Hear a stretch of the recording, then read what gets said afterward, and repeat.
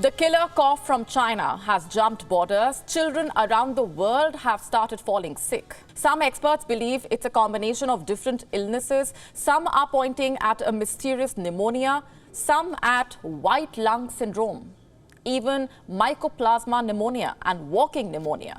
Is it a Chinese export? For weeks now, we've been telling you that something is not right in China. Consider this. In just one Beijing hospital, there are at least 7,000 hospitalized children.